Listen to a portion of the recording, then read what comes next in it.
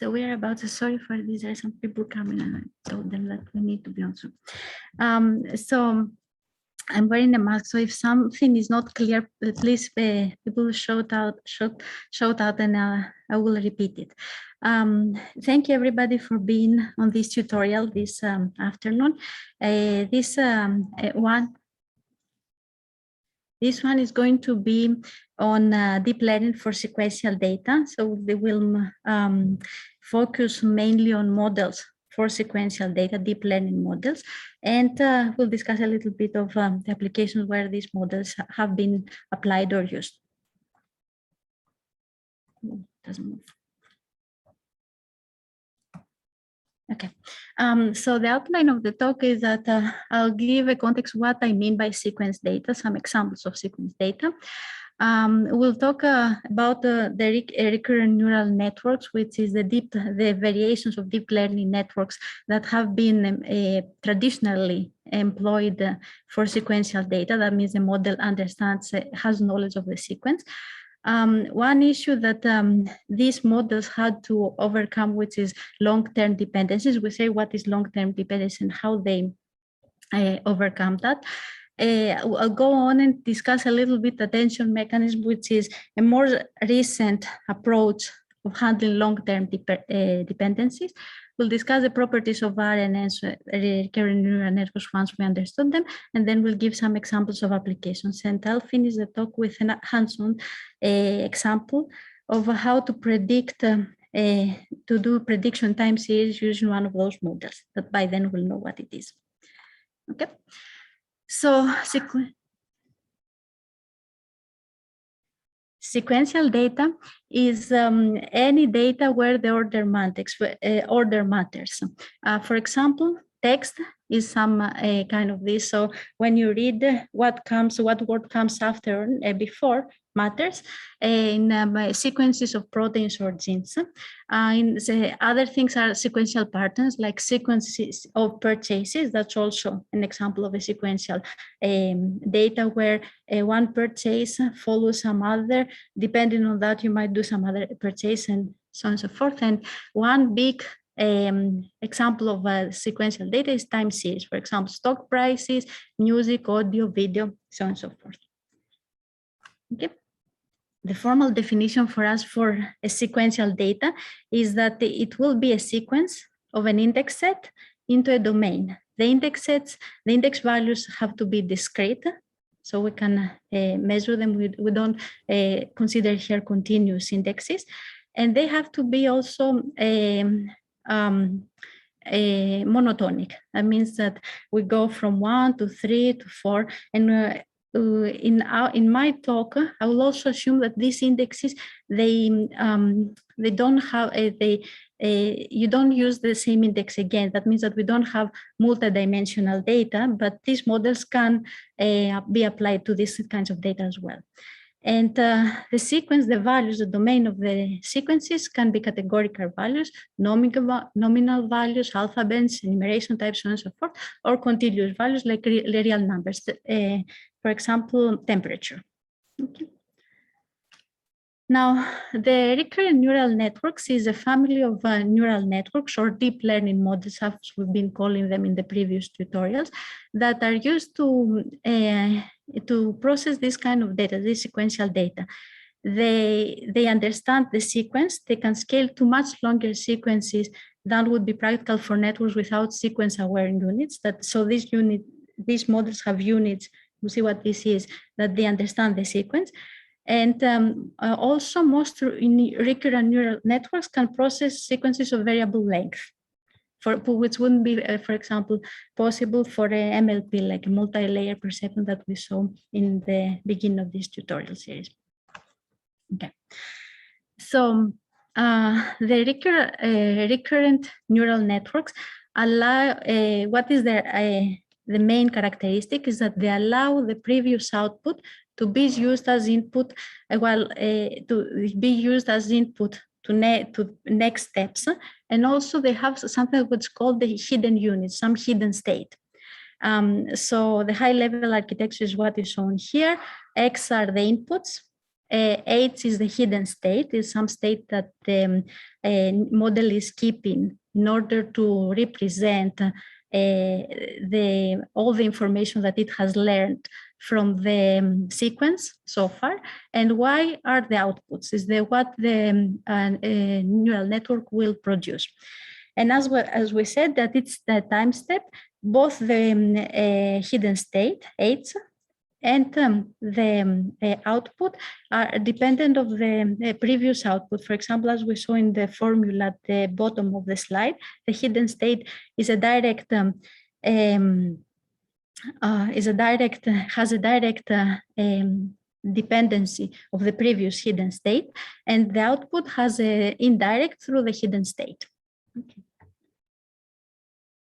Now, what is this when we say hidden state? As we said, it's a state, a series of variables, a series of values that the model keeps. And it basically represents the summary of what the model has learned so far. And here we say task relevant aspects of the past. For example, if the model is getting temperatures and getting temperatures every hour, at every hour, the state will keep a representation of what it has learned about the distribution of the temperatures previously. This summary is usually lossy. That means that we lose information because the hidden state is usually a vector. That means it is a fixed length vector, and we try to represent with this fixed length vector an arbitrary length sequence. For example, at its state at a time, say we have a vector of 100, and we keep if our input is millions of years before a large previous sequence. Okay. Now, any questions so far about the high-level overview of these recurrent neural networks? Now, how this sequential awareness can be achieved it can be achieved with different ways. One of the, and this is what I call here the different RNN variants.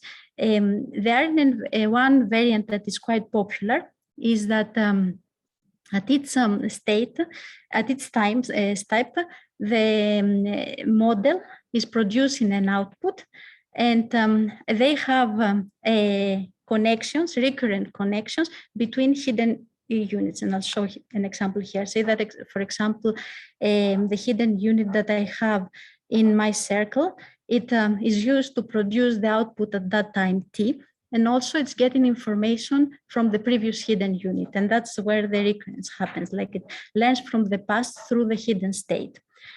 And in these models, the input sequence and the output sequence is the same, because as we said that at its time, the neural network is producing an output. And also this kind of RNN variant is a Turing complete formula, model. Okay.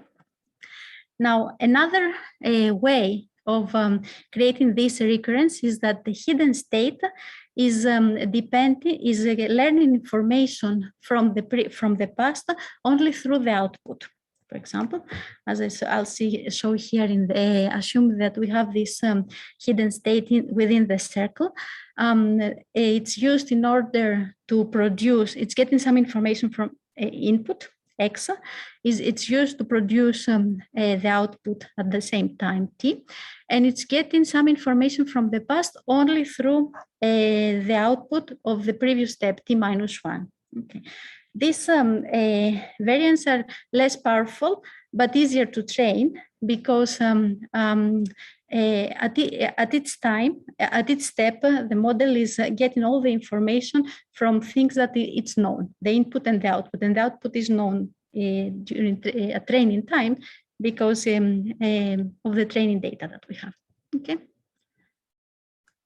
Now, another one, which is quite common, variant that we use a lot, is that we have the hidden states learning information from the past through the previous hidden states. as we saw in the same variant, but it's only producing output after it has seen the whole sequence. So in this case, it will be only the hidden state at the end of the sequence, T Greek, TAF Greek, is used in order to produce the output.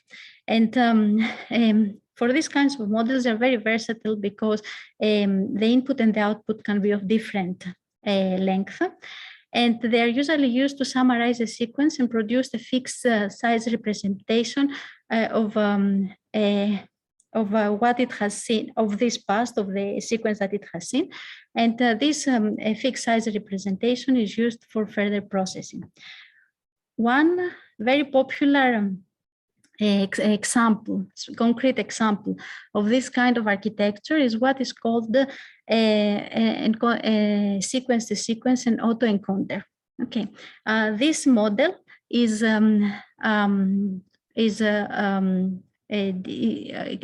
consists of the three parts.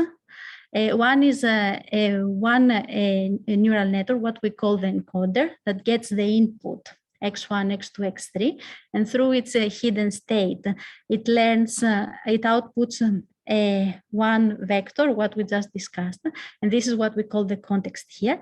And then the context is used in order to produce another sequence. Okay, and these two sequences can have different lengths. Okay.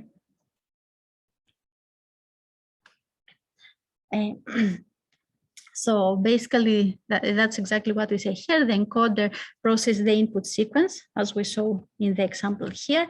The context is this vector, is the output that it is produced by the final state, and it encapsulates all the information that the model learned from the input elements in the order that it saw them.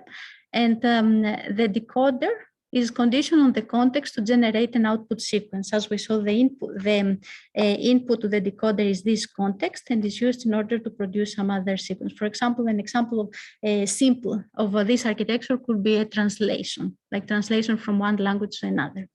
Okay.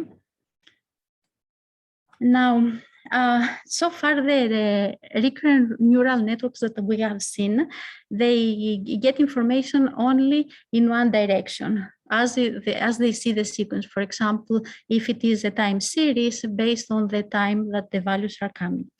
But there, in many applications, it would be beneficial if we can actually see both sides of the sequence. For example, in case of when we read a book and we want to understand, it would make sense. It would probably be helpful to know what the text next to the current work means.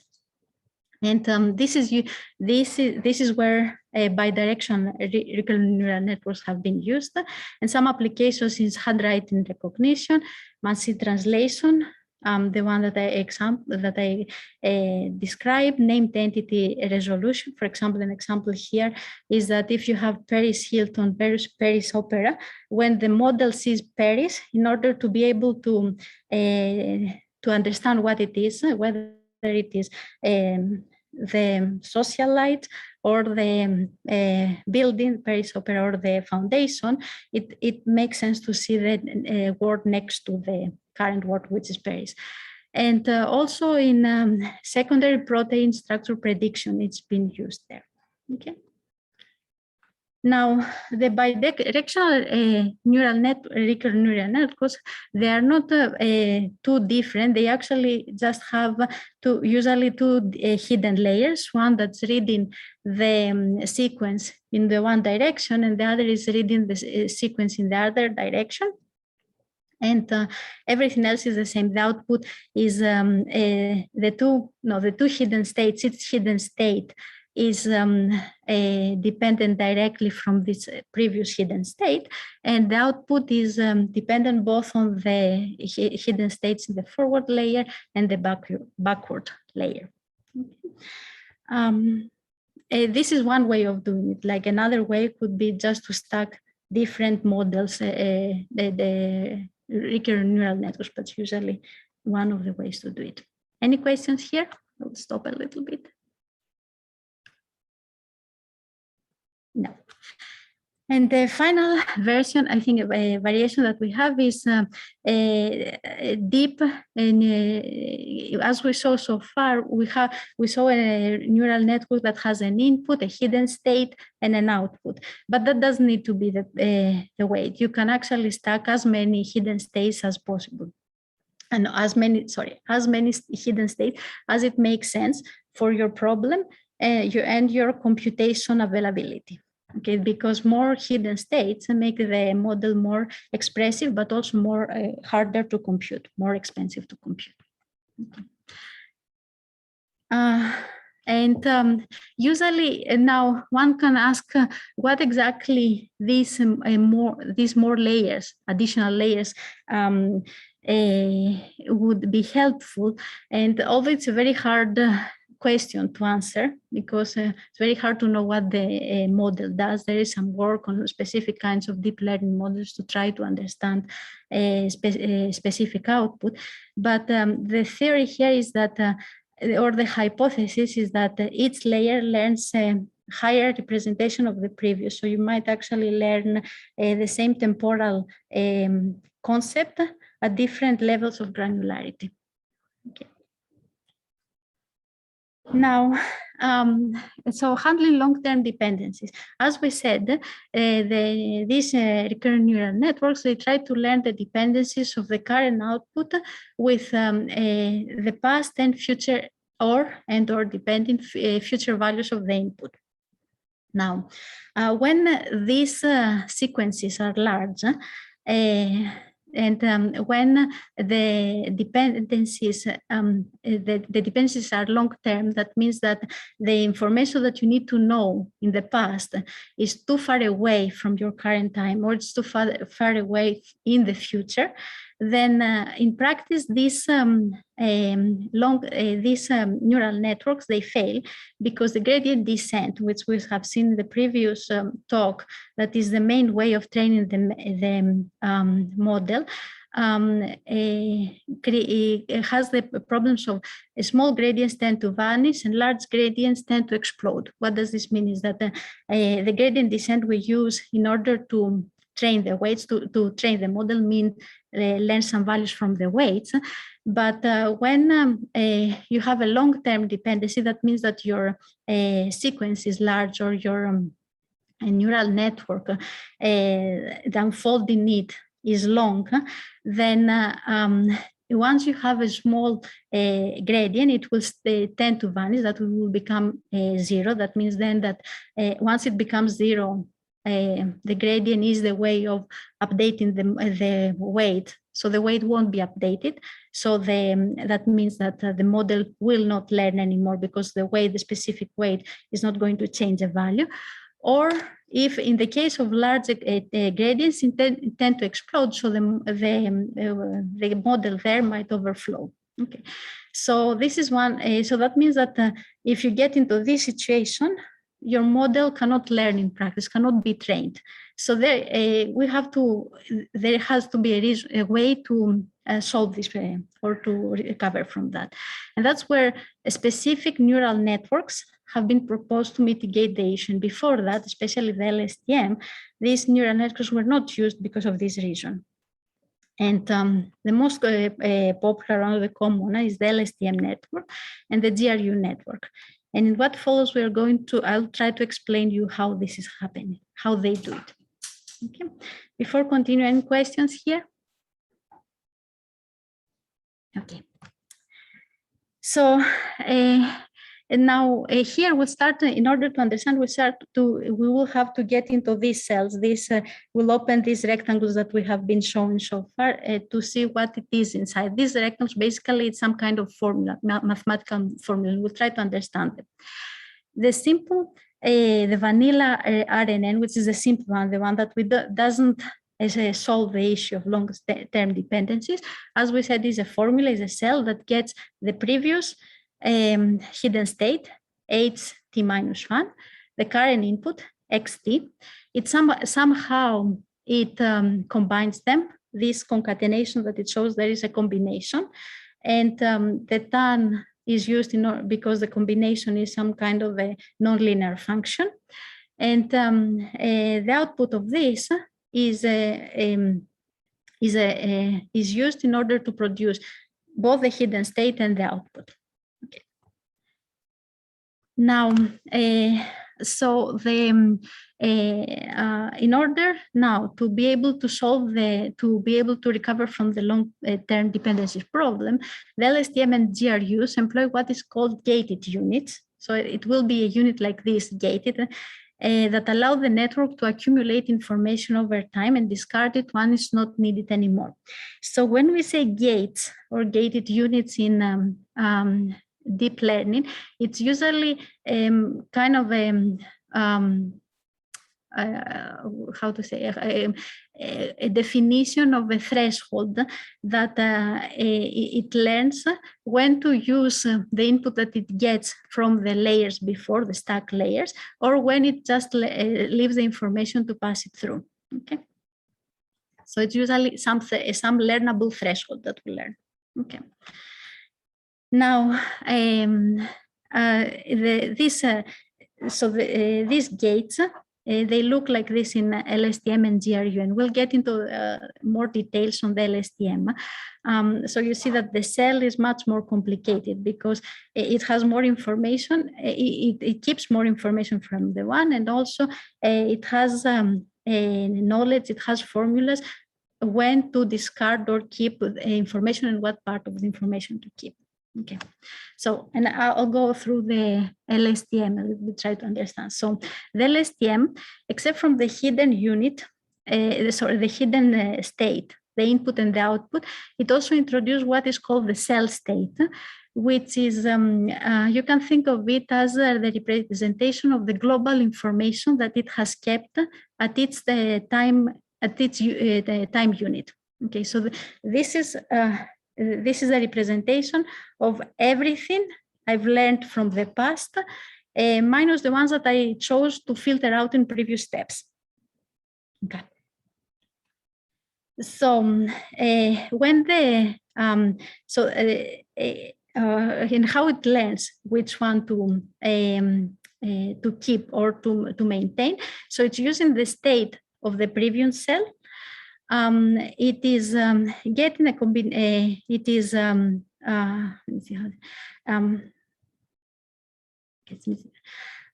So it is getting the input, which is the hidden state of the previous cell, and the input at the current level, at the current time. It creates a weighted. It's basically it creates a non-linear function of the input and the previous state. Sorry, the previous hidden state. This is basically this function. It represents what is the new information that it is coming to the to this cell, to this yes, to the cell. This is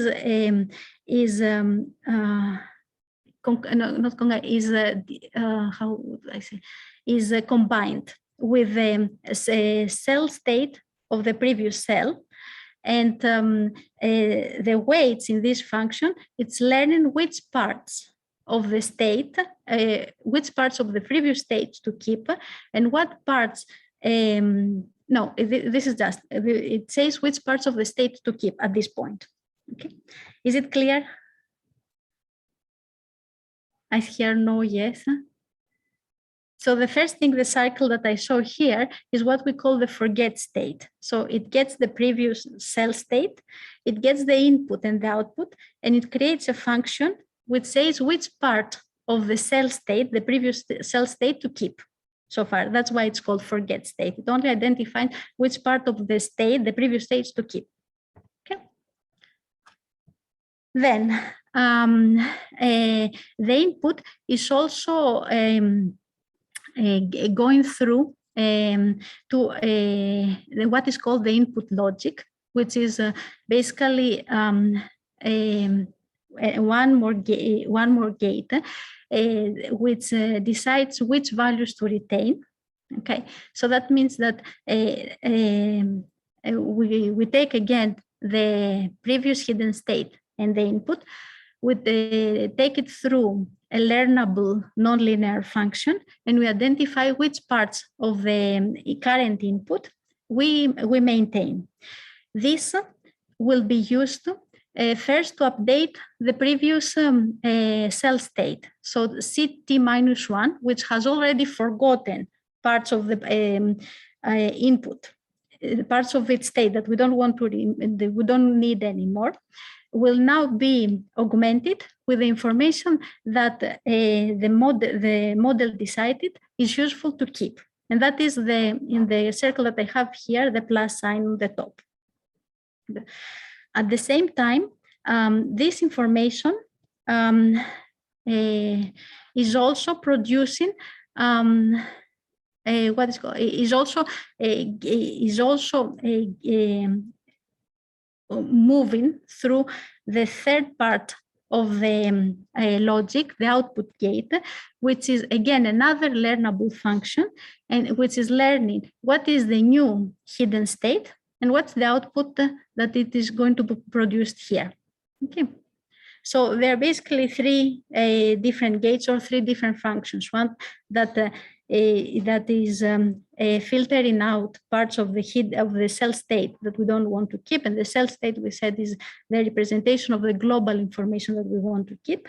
The second one is the one that decides which part of the input, which is the previous hidden state, and the current input we want to keep, and we add that to the cell state.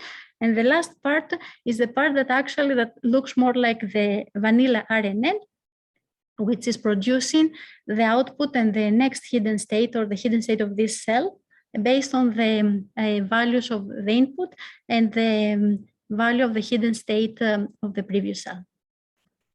Okay, so that's basically the LSTM. And all this a complicated logic, basically what it does is that it tries to decrease the number of the state, the information that we want to keep. That means that even if you have long-term dependencies, if the information that is between the two dependencies is irrelevant, the LSTM will forget it, like will discard it. So it will have much less information to keep. Okay. Okay, before continuing, so this concludes the LSTM. Now, if you have questions on the LSTM, it is the time to ask them. Yep. Okay. Now, another way, which is a more recent way of solving this problem of long-term dependencies, is what we call the attention mechanism or attention. The basic premise of a vanilla RNN is to parse every item in the input series and keep updating the hidden state. The hidden state at every vector, we already said, represents all the information that the model knows prior to that state, to that time step. So the last hidden state represents the context of the entire sequence. Okay, that's it. Now, again, on this thing, if we see the encoder-decoder architecture, that would be that the context vector that we already discussed has to keep, maintains all the information about this, the whole sequence, like the whole sequence that we saw in the encoder. Now, as we said, this maintenance is lossy because these sequences, the input sequences, can be very large. And the longer the input sequence, the more difficult is for this context, this vector, this finite vector, to maintain all the information that's needed. And that's where the attention comes. And the attention, first of all, the idea for the attention is that at every step, in order to make a decision, you don't need to remember the entire previous sequence, but you just need to remember or future sequence, depending if it's a bidirectional problem. But there are specific parts of the input that are important for that particular time to make a decision. And the attention is trying to do exactly that, like it's trying to find at every step what are the important parts of the input that are needed in order to make a good prediction for this particular time step. Excuse me. So it creates shortcuts between the context vector and the entire source input. So the context vector for every time and the prediction time, output time is different. And the weights of these connections are customizable for each output element. That means that, as we said, the context vector is different. And this difference is learned during the model training. Okay, so in the case of an encoder and decoder that we saw, the encoder is exactly the same as an RNN.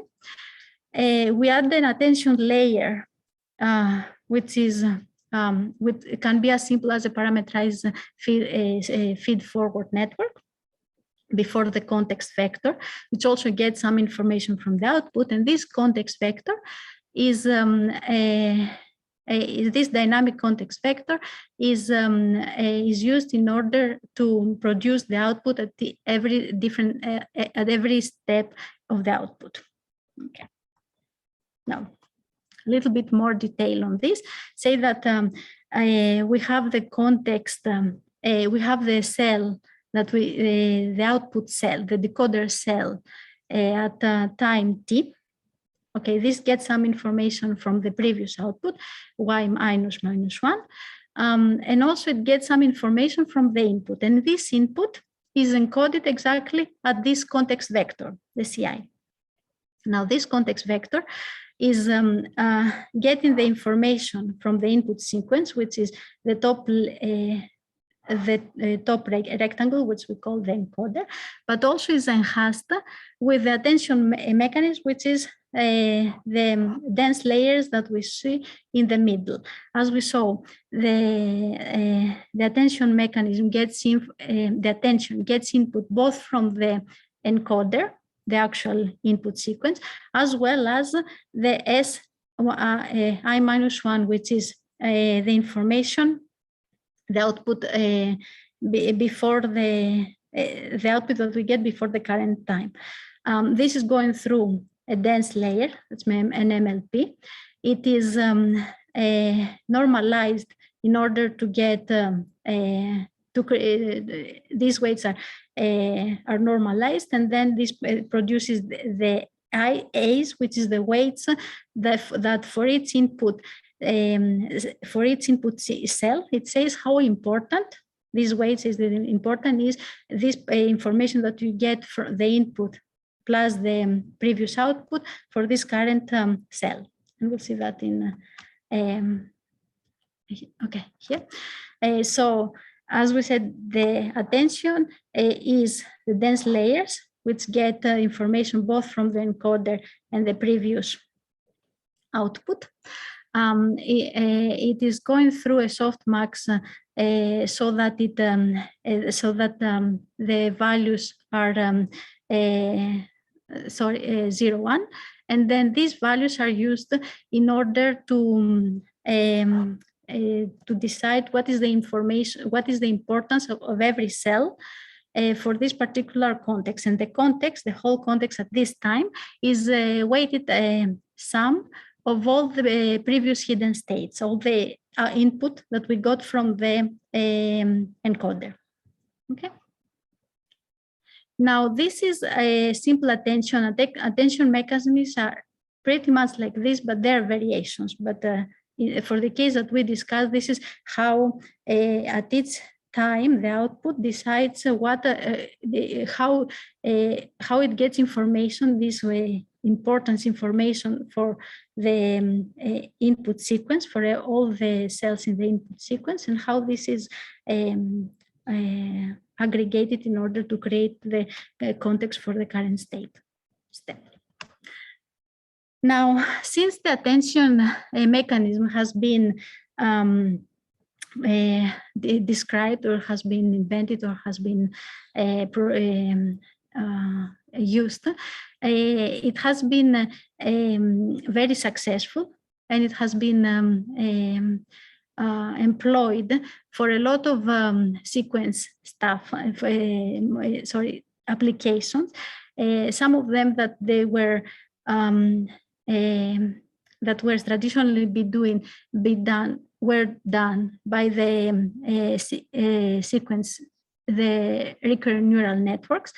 And the models that they are produced, they're recurrent neural networks enhanced with attention, like the one we saw, or more recently, the recurrent neural networks themselves, these LSTM sequence cells, are completely the attention has completely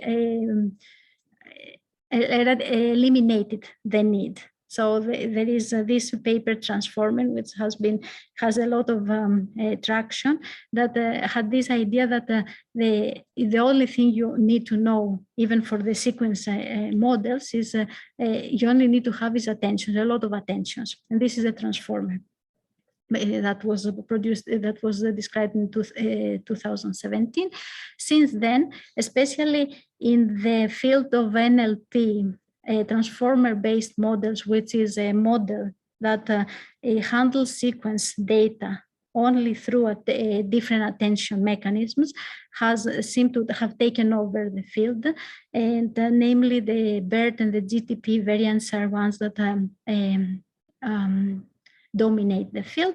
And more recently, models like T5, where not only where the difference is, again, it is transformer-based models, but in the input, you also describe the task. So the T5 model can homogeneously handle a lot of different tasks. For example, the same model, you can train it to learn both language understanding, translation, named entity resolution, by just changing the way the input is provided. So you don't train a different model for every task, but you train the same model homogeneously. And that's where especially the field of NLP is heading to. Okay. Question, what is TP? T5. T5? T5 is a model, exactly. It's basically a BERT model, and BERT is a old transformer-based model, where the idea there, now you have the transformer models, which they've been used for a lot of tasks. For example, in the case of NLP, for translation, language understanding, named entity resolution. But for each one of these tasks, you have to train the model specific for that task. And you can train the model for multiple tasks. But for each one of these tasks, you have to have a loss function that describes this task. So far, that's it. T5 is changing that. It trains one model. That means you, in the training process, you only have one loss function for all these different tasks. And how this is done is that with the input, you also encode the task. So the input is both your sequence and the task that you want to perform on the sequence. And that's why I was saying is that, especially in NLP, that's where it seems like the field is heading. But T5 has been designed for language problems. Yeah, yes, it's NLP, yes. Now, having said that, that shows here that attention is taking over. It's not true. LSTMs are still used for two things. First of all, because they're very robust for specific tasks. They're much simpler, easier, and cheaper to train than BERT or GTP or transformer variants, which are usually very large, and they work. Okay.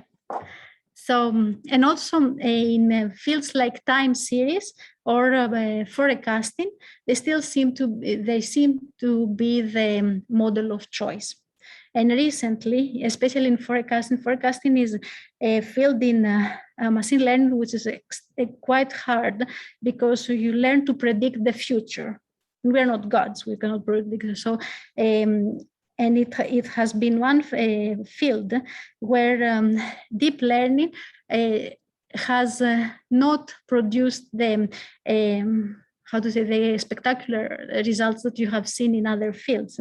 And very simple models, like even moving averages, tended to beat it. But very recently, like in the last 2 or 3 years, LSTM-based models have been shown to beat all these other models, like to become the model of choice for that. So LSTMs are still big players in the sequence-based modeling. Okay. Now, having seen the RNS recurrent neural networks, I want to summarize the properties. As we said, they can process input of any length, which is important sequence data, because usually we don't know the length beforehand. The model size is not increasing with the size of the input. Again, very important, because they can be that enables them to be trained to be able to be trained in practice, because if it was increasing with the size of the input, then we will end up with huge models that we wouldn't know what to do with. And computation considers both the historical information that we saw through the hidden states. Some disadvantages is that usually the computation is slow comparing to other models like convolutional neural networks that we have seen in previous seminar. They have this difficulty accessing information and using and keeping information from a long time ago, and that's where attention can considerably alleviate that.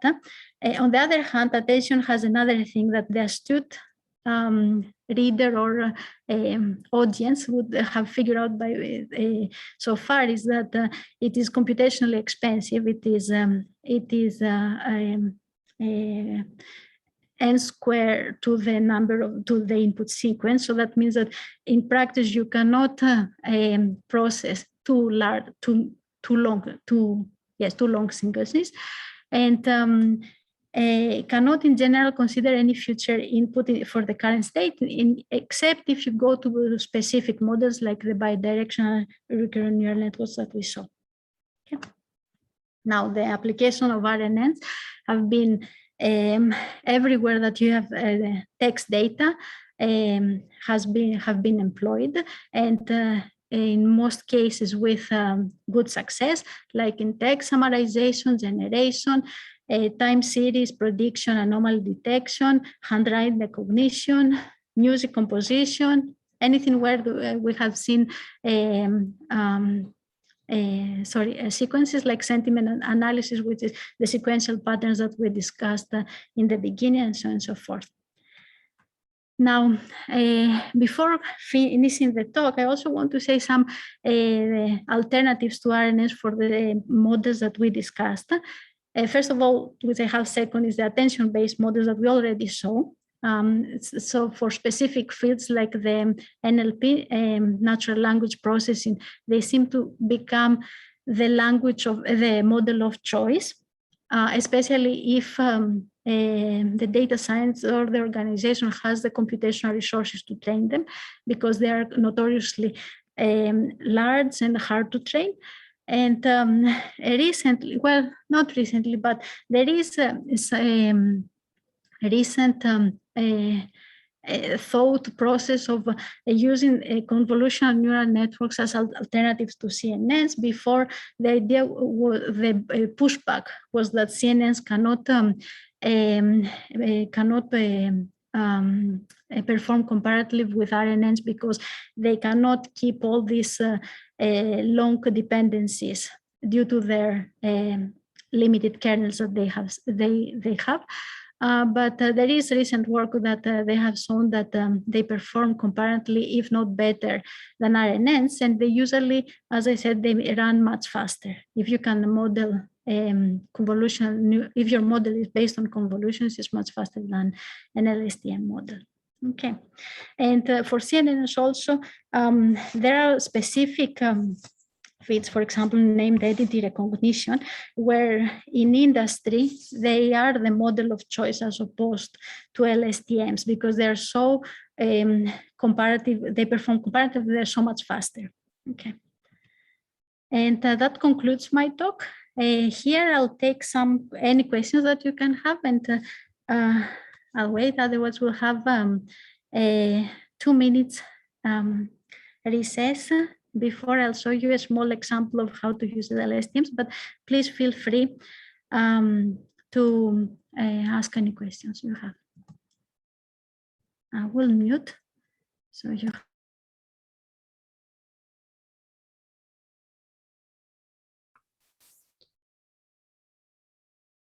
Hi, Zagafur, can you hear me? Yes. Thank you for your talk. I have a question about the new models that you talked about that are based mainly on LSTM. Are they using the same LSTM in addition to other modifications in the whole model, or they are modifying the already known version of LSTM where they modify in terms of how much information they keep in the LSTM or other modifications? Yeah. Are you talking about the LSTMs for forecasting that I said recently have beaten more traditional models? Yeah. Yes. Exactly. You said that the new models that are based on LSTM, they have good performance. For forecasting, because I also said that attention-based models are beating LSTM, so that's why I asked. So I think a good source for this, there is a series of forecasting competitions. They're very well accepted that you can see. I think it is by Makridakis. I'm not sure. I can follow up on that. And now to your question, when we say LSTM-based models, they don't change the basic LSTM cell. The LSTM cell is the cell that I described in the slides. It's always the same. So the model, what it changes is, first of all, how you encode the input, what kind of input you give, and then what layers, how many layers you stack. Are you using bidirectional LSTMs or not? How many layers of LSTMs you have? What other things? Do you add dropout? Do you add MLPs in the end, and so on and so forth? So it doesn't change the basic LSTM cell. This is what we discussed, but it's changing the architecture, the layer architecture, what layers you use, and how you combine with each other, how is your computational graph. And most, very important, how you encode your input information, your input. Okay. I see, okay, thank you.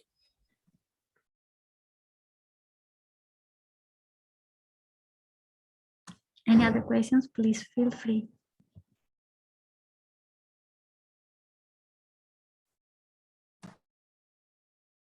Okay, while waiting, I will start the example.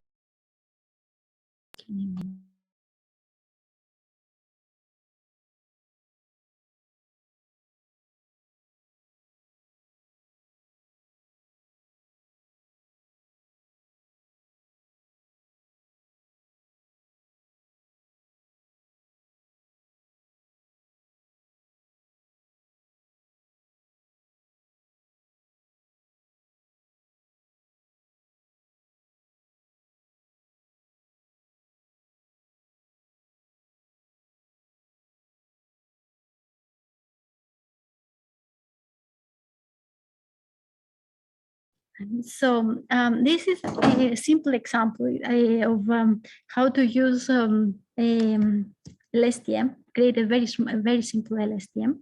And what we want to do is time series prediction, like we get the time series, and here is stocks. And we have some historical data for the stock, and we try to predict the next value of the time series. So if it is hourly stocks, we'll see what it is. We try to predict the next hour, the value of the stock in the next hour, given the value of the stocks in some previous hours. Okay.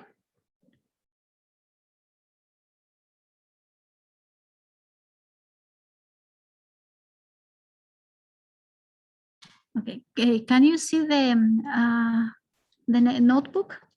Yes. Sorry. Also, one thing is that as part of the presentation, we will upload both the presentation, the recording of the presentation, as well as this the code and the data for this example. So you can recreate it. You'll be able to recreate it and run it on yourself by yourselves. So. I just want to go here. So the first thing, we load the data. It's a stock. Now here, the data come from the code that I have here, the link for you, but it's basically data from the Yahoo stocks, if I'm not mistaken. As we can see, it has different information. It has the data, and the values are the different information, like what is the open value of the particular stock, what's the close. The open is at the beginning of the day, close is at the end of the day, then trading day, and some other information. We are going to use the date, which is going to be our sequencing index, and the close value, which is the value of the stock at the end of the trading day. Okay. Just to visualize the data, how it looks. So we had different dates. Have this stock from 2016 to 2021. I think, let me see why this case. Okay. First of all, for our example, we'll split the, we'll assume, well, we'll create a test set, which is the set we want to predict.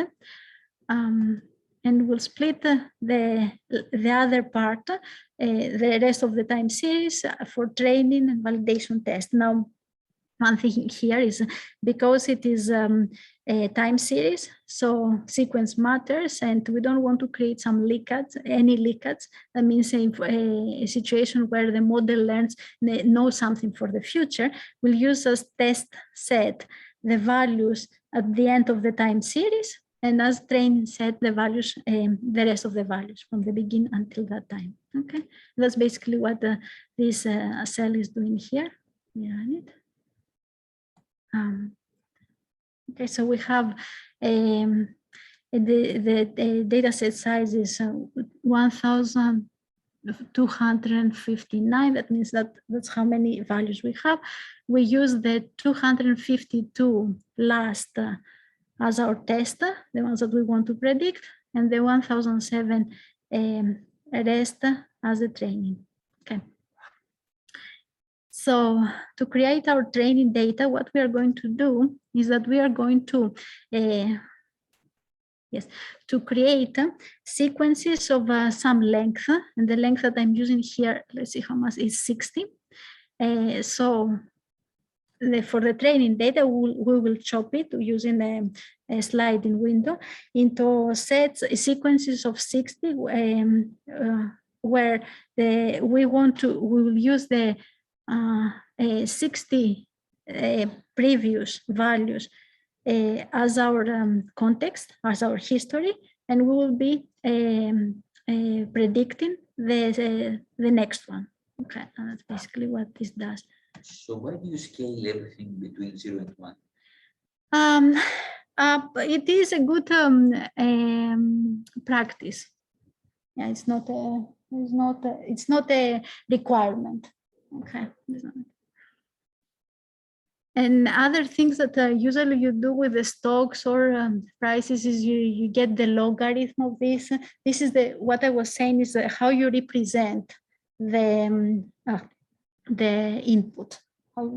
And actually, anecdotally, in trading, where people try to predict stocks, all these transformations really matter, because you might actually get a transformation that for that day is the great one, and then you make money. Okay, but it is not a requirement here. For example, as it would be a requirement if we're having image data. Okay. Now we create the model, which, as we see, it has three LSTM layers. LSTM1 here. Each one is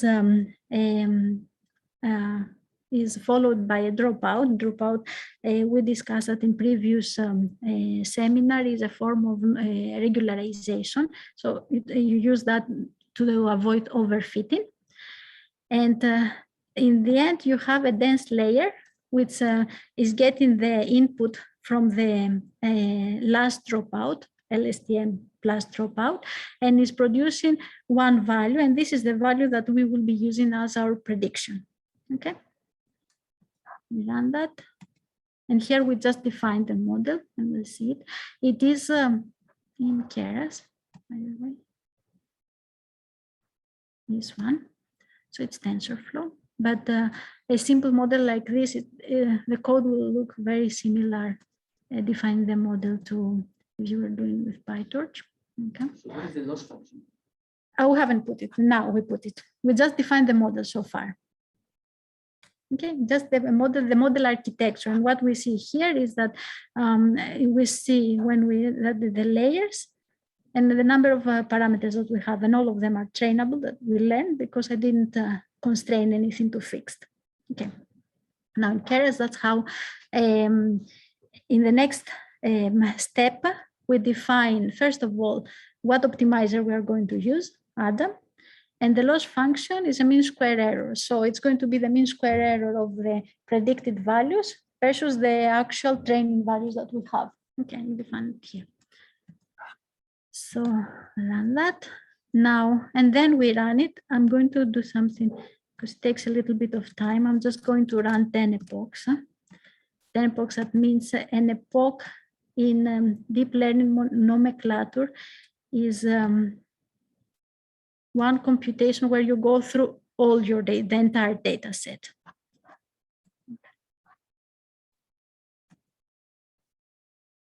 And yeah, it will take some time. And also the other thing is that I think we discussed before, the epoch, as we said, is the model is going, the training process going through the whole data set, and the batch size is how much how much of the input you're going to update your parameters. Okay, so an epoch usually has multiple batch sizes. Okay, just for deep learning nomenclature, this one. Why is it saying 60? I thought I put it. Oh, no, this is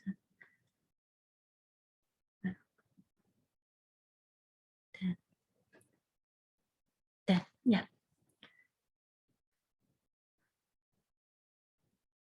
So what's batch size we have here? 1.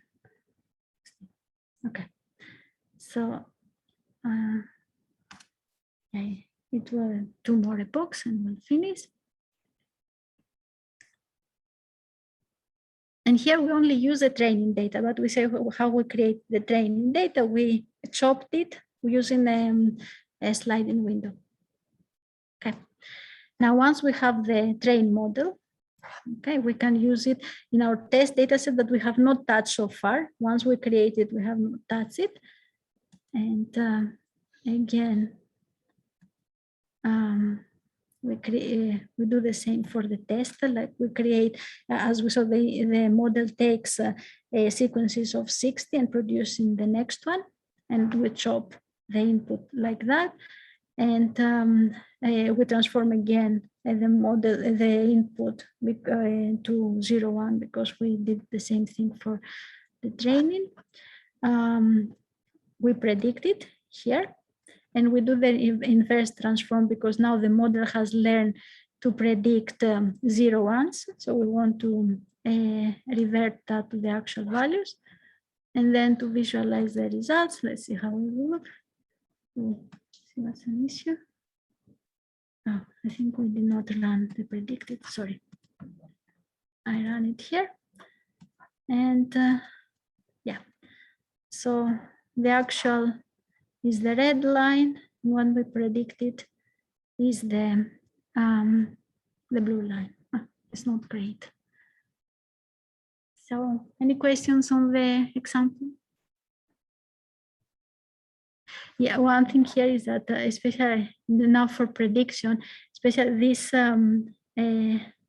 large values that you see here, this is one thing that time series models are hard to predict. Usually you need additional features. Probably here is an event that happened 2003, March 2020, and this stock went up. Okay.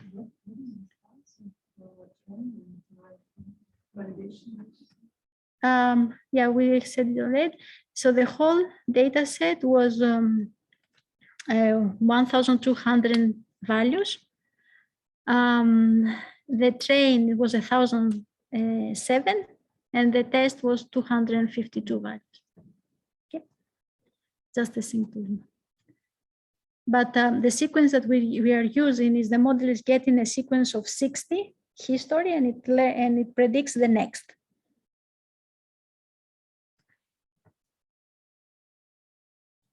Any other questions?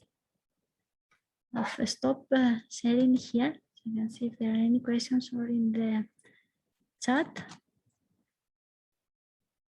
If not, that will conclude today's seminar. And once again, thank you for being here and participating in that. And as I said, the recording and the example will be shared with you through the diiP website. Thank you.